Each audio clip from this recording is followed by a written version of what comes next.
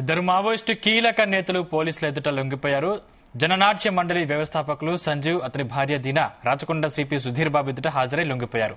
వీరిద్దరూ దాదాపు 25 ఏళ్ల పాటు దండకార్యంలో పనిచేశారు. గద్దర్తో పాటు జననాట్య మండలి వ్యవస్థాపకుడిగా సంజీవ్ ఉన్నారు.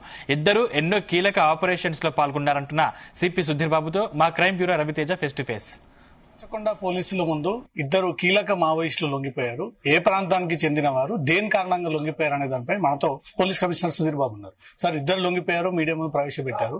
ప్రధానంగా దేని కారణంగా లొంగిపోయారు? జరుగుతున్నటువంటి ఆపరేషన్ కి భయపడి లొంగిపోయారా, లేకపోతే ప్రభుత్వం ఇస్తున్నటువంటి బెనిఫిట్స్ కోసమా?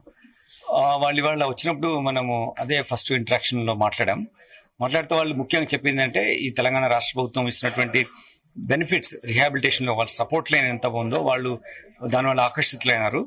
దాని తర్వాత వాళ్ళకి ఇక్కడ ఈ ప్రాంతం వాళ్ళే ఇప్పుడు మనకున్నటువంటి ఈ సంజీవ్ అతను మన యాప్రాల్ వాస్తవులు, ఆయన అక్కడే నివాసము ఉన్న వాళ్ళ పేరెంట్స్ కానీ వాళ్ళ బ్రదర్స్ అక్కడ ఉంటారు.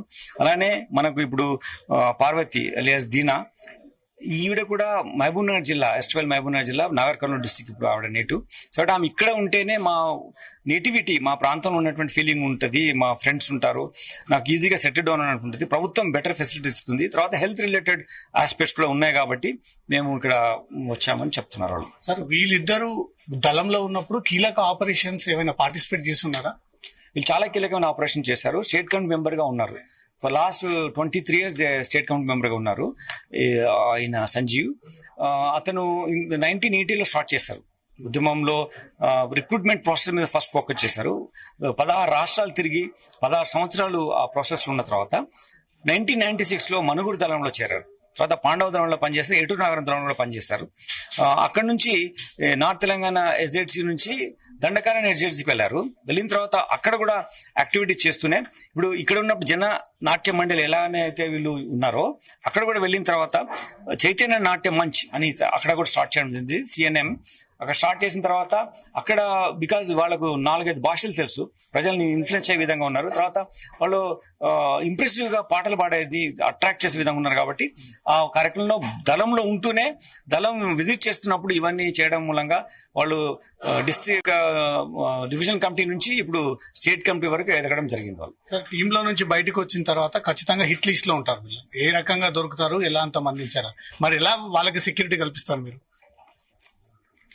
ఇది ఒక పాలసీగా మనం ఒక ఉన్నతమైనటువంటి ప్రమాణాలు మనం రాష్ట్రం మొదటి నుంచి చూస్తుంది. ఇది ఇప్పుడే కాదు, ఎస్ట్వేల్ ఆంధ్రప్రదేశ్లో కానీ ఈ రాష్ట్రంలో కానీ మనము ప్రజలు, పోలీస్ డిపార్ట్మెంట్, ప్రభుత్వం కానీ ఒక వ్యక్తి తప్పుడు మార్గం నుంచి వచ్చి మెయిన్ స్ట్రీమ్ లైఫ్ లో వచ్చినప్పుడు we have given them full protection, we have rehabilitated them well.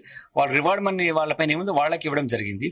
So ఒక హిస్టరీ ఉంది కాబట్టి పాజిటివ్ గా ప్రభుత్వము ఉంది, పోలీస్ వ్యవస్థ కూడా పాజిటివ్ ఉంది కాబట్టి వాళ్ళు ఇక్కడ వచ్చి మన దగ్గర వచ్చి మెయిన్ స్ట్రీమ్ లైఫ్ లో రావడం చూస్తున్నారు. అది ఇండికేషన్ అంటే ఈ సంవత్సరం ఇప్పటికే 379 మంది వచ్చారు. ఇది ఫస్ట్ టైం ఇద్దరు స్టేట్ కమిటీ మెంబర్స్ రావడము, బట్ డిఫరెంట్ ర్యాంక్ లో ఇప్పటికి చాలా మంది వచ్చి జరిగింది. సో వాళ్లకు మన ప్రభుత్వం మీద, ఇక్కడ పోలీస్ వ్యవస్థ పైన, ఇక్కడ ప్రజలు ఈ సంబంధాలు ఇక్కడ వాళ్ళు ఉన్నాయి కాబట్టి రావడానికి ఇష్టపడుతున్నారు. మొత్తం ఇప్పటి వరకు 379 మంది ఈ దళానికి చెందినటువంటి వారు లొంగిబాటు ఉన్నారు. స్టేట్ క్యాడర్ కి చెందినటువంటి కీలకమైనటువంటి వ్యక్తులు ఈ రోజు రాచకొండ పోలీసుల ముందు లొంగిపోయారు.